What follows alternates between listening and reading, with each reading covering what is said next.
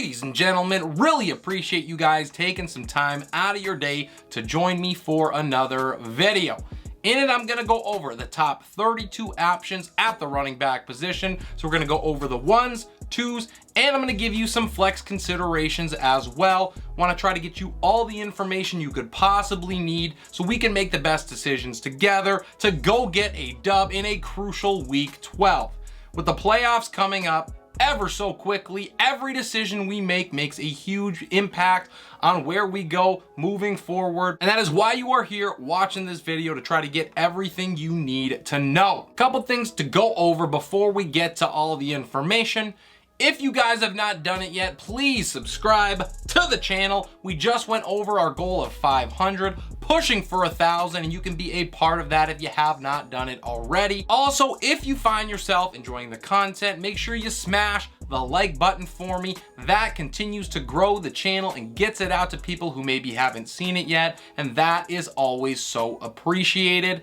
And with that out of the way, let's hop into week 12's running back rankings.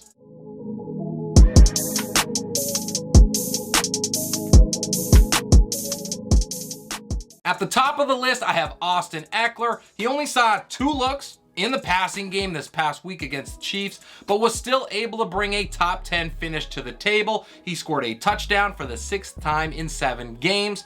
The Chargers offense has started to heat up, and he is destined for another big time week because of that. At 2, I have Derrick Henry. He gets a Bengals team that just brought Najee Harris back from the dead.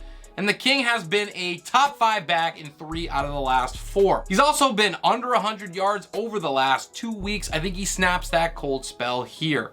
Kenneth Walker flies all the way up to number 3. He is set up for a monster performance against Vegas. The Raiders allow 24 points a game to backs. That is 4th most in the NFL. And even better for owners, his usage in the passing game has ramped up in back-to-back weeks. Walker had a season-high 8 targets against the Bucs prior to his bye, so there is exploding volcano potential in this game. To the top of Tier 2, it is Jonathan Taylor. He's posted RB1 numbers in back-to-back games for the first time all season, and I think it's unlikely that the Steelers' average run defense is able to slow him down. The chosen one is going to make it 3 straight games with a score on the back of another 20-plus opportunity day. Rounding out my top 5, I have Saquon Barkley, who inexplicably stumbled against Detroit. He rushed 15 times for a measly 22 yards. I do expect him to bounce back even in this bottom 5 matchup against the Cowboys, because if he doesn't, then the Giants are going to get smoked. To 6, it is Christian McCaffrey. He continues to share this backfield a little bit, but I like it for the end of season prospects form. I think it keeps him healthy and fresh, and that is extremely important in CMC's case. He has looked great on a touch-for-touch basis, and he's going to continue to shine in an offense that is littered with talent for San Francisco. Josh Jacobs is next at number 7. He finished off his season sweep of the Broncos in impressive fashion. In those 2 games, he had 52 carries, 253 yards, and 2 scores. Seattle is not going to have an answer for Jacobs. I think following his best receiving performance of the year, he's got added upside. In at number 8 is Rhamondre Stevenson. He continues to churn out solid production one way or another. We're not really sure what's going on with Dameon Harris yet either, so that only helps his prospects. Now, after the Vikings just got absolutely manhandled by Tony Pollard, Stevenson looks primed for a massive turkey day. At 9, I have Nick Chubb. He was clearly the focal point for the Buffalo defense last week, and it showed. He stumbled to his worst performance of the season. Now, the silver lining we got from that game is his work in the passing game, and that is going to have to continue against Tampa Bay's 3rd-ranked rush defense. Tony Pollard rounds out my top 10. He has taken over the backfield regardless of whatever owner is going to tell you differently. Hashtag free Tony Pollard has never been stronger. He's got 3 finishes in the top 7 in a row, and he has a solid matchup here and a full head of steam. I think it's disrespectful to put him anywhere outside of the top 10. Travis Etienne is up next. He is at 11 at the top of tier number 4. He could find it tough to find space against this top 7 Ravens rushing defense, but I think his passing game work is going to increase coming out of the bye. My last RB1 in week 12 is Dalvin Cook, who dominated Dallas on a per touch basis. However, he was not able to get it going because the Vikings were getting creamed. I don't think game script is going to kill him in this game because New England struggles to put up points themselves. The Patriots' number 2 rush defense is certainly not going to help him out, and it does cap his upside. To 13, and it is Aaron Jones against Philadelphia. He's going to have to be the do-it-all producer for the Pack if they want a chance at taking down Philly. The blueprint has been made, and the Eagles responded by trying to beef up their defensive line against the Colts. I don't think that Band-Aid is enough to keep Jones from being a solid producer. At the top of tier 5, it is Alvin Kamara. He could struggle in this brutal matchup. I think that is likely. But last week, he was able to rekindle some of that passing work that left him, and that was much needed. I believe that he does the same thing here, regardless of who the quarterback is for the Saints. Jeff Wilson is in at 15. He has quietly been a top 10 back in 2 straight weeks. And now he gets the best matchup of the year against the Texans. I think 15 may not be high enough for him. However, I want to see the touches split one more time before I jump into him with both feet. If he gets another 22 opportunities like he did in his last game with the Fins, he has top 5 potential. Up next, I have Miles Sanders. He has not had the expected production over the last 2 weeks, rushing 25 times for 101 yards. However, the Packers are giving up 22 points a game to the position, and Sanders is the clear-cut running back one here, so I love his chances at getting back into owners' good graces. Jamaal Williams is up next at 17. He is once again an excellent option, even in a perceived difficult matchup. He racked up his 5th game with 2 scores or more, and the Bills have shown a little bit of weakness as of late. He's not likely to get back into the top 10 in this game, but his floor is solid. Falling all the way down to tier number 6, I have Dameon Pierce at 18. He fell flat on his face last week against the Commies. He had 12 touches, but just 17 yards to show for it. He's got a top 8 rushing defense on deck here. I think there's definitely a risk that game script kills him against Miami, and that is why I have dropped him accordingly.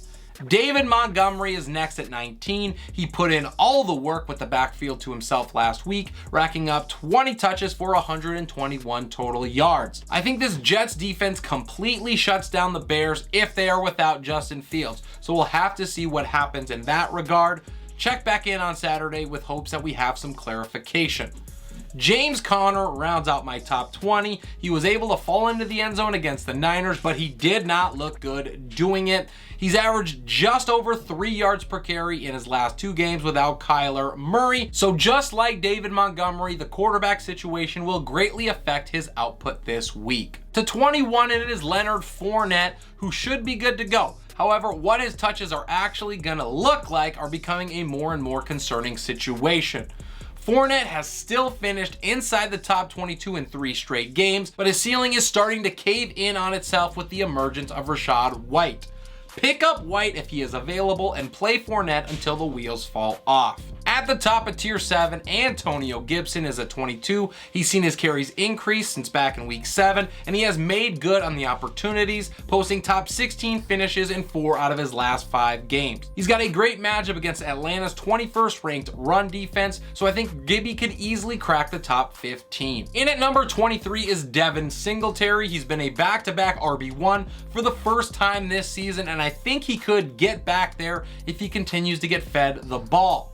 This is the first time all year that he's also had back-to-back weeks averaging 17 touches. Go figure. That hopefully means that the Bills realize the impact that he is having on this offense and take some weight off of Josh Allen. If they do, Singletary is going to crush this ranking. Najee Harris is my last RB2 for week 12. I know it is going to be tempting to throw him back into your lineups after finally breaking through and posting a top 5 finish. Trust me, I'm an owner. I get it. but do not chase the points here if you don't have to. The Colts allow the second fewest yards per carry, and they're also a top 12 unit in allowing rushing scores. So it seems more likely that he's going to drop off than post an encore. Isiah Pacheco rounds out my top 25. He is looking like the clear number one in Kansas City's offense. He's got 29 carries for 189 yards over his last 2 games. I think there is a chance that he sees really good volume here as the Chiefs build a lead against the Rams, who may be without Matthew Stafford. However, we need to see a touchdown first, so until that comes, he is hard to trust as anything more than a flex. At the top of tier 8 and tumbling down my rankings is D'Onta Foreman. He nosedives because exactly what I was talking about last week in my buy-sell video. Poor game script. Denver's running defense was clubbed in the face last week, but they are going to rebound against a poor Panthers offense, and I do worry about what the outcome is then for Foreman because he's been a sub 40 player in 2 out of the last 3. If you did not sell him last week, it is probably too late. Joe Mixon is up next. For now, if he clears concussion protocol, he is going to skyrocket, but right now that is looking like a big if. We need to remain vigilant as owners to see what other information comes out as the week progresses. Number 28 is Michael Carter. He got absolutely nothing going against New England, but that was to be expected. I think he's got a great rebound opportunity against a bottom 5 rushing defense in Chicago. So if you have him as a flex, I would not worry about it too much. Because, let's be honest, what the heck else are the Jets supposed to do? Let Zach Wilson throw it?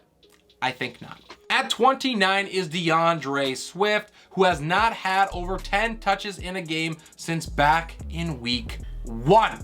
So I am done buying that volume as anything other than a risky flex. He is explosive, so he's going to pay off this ranking if he gets a big play. However, that is far too much and I would rather avoid it if I could. To the top of tier 9, I have Brian Robinson. He has dropped outside of the top 27 in 4 out of his last 5 weeks, so the risk remains obvious. You are betting on him to score, to hit, but thankfully the Falcons have allowed the 5th most rushing scores on the season. Cordarrelle Patterson is up next. He's at 31. He was saved by, of all things, an 103-yard kickoff return for a touchdown. He's caught just 4 balls in the last 4 games, and he's only seen 15 carries over the last 2 weeks. Therefore, the volume is far from ideal. I think his role could increase with Kyle Pitts out for the season. That offers us a glimmer of hope. The last running back I have was highlighted in my waiver wire target video. It's Latavius Murray against Carolina. He is going to handle the lead back duties from here on out after Melvin Gordon got waived. He's been able to score in half of the games he's played with Denver, and he gets a smash matchup here against the Panthers. He is a sneaky solid play this week. A couple of guys that just missed the cut for me include Cam Akers, Elijah Mitchell, and Rachaad White. And that'll do it for my video. Really hope you guys enjoyed the content. Hope you learned something. Drop your comments and your questions down below. I love to be able to help you out. Can't do that if there's nothing for me to answer. So let's get that engagement going. Drop a like on the video if you enjoyed the content, and then subscribe to the channel if you have not done so. Reminder, I do have my updated ranking shorts coming out on Saturday mornings. I do every single position, and it gives you guys the information on what I am thinking after all the information that we have received during the middle of the week. So go check those out if you got 5 extra minutes, and drop a like while you are there. This is Relentless Press. I'm your host, Abraham Opatz, and I will see you next time.